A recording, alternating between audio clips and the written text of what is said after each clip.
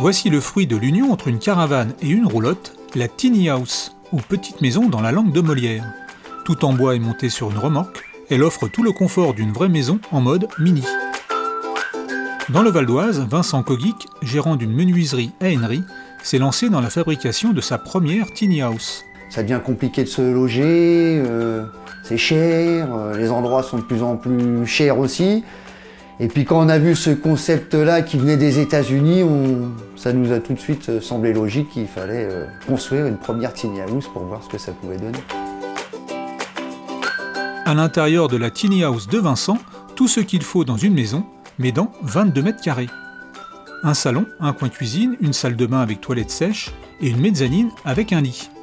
En prime, du double vitrage et une véritable isolation thermique en plastique recyclé. Pour l'électricité et l'eau, il suffit de se connecter aux prises extérieures. Une prise standard. Une prise standard aussi ici.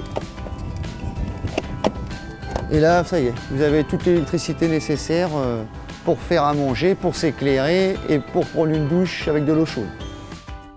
Première maison, logement d'appoint, maison itinérante ou encore résidence secondaire, les tiny house s'adressent à plusieurs types de clientèle. Le tout pour un prix largement inférieur à celui d'une vraie maison. Aujourd'hui, configurée comme celle-ci, clé en main, on est à 38 000 € TTC. Il y a tout ce qu'il faut, un frigo, une plaque chauffante, la douche. Avec sa remorque, une tiny house peut se déplacer et s'installer où vous voulez sans permis de construire. N'espérez pas l'attirer avec une petite voiture, l'ensemble pèse près de 3,5 tonnes et nécessite le permis remorque BE.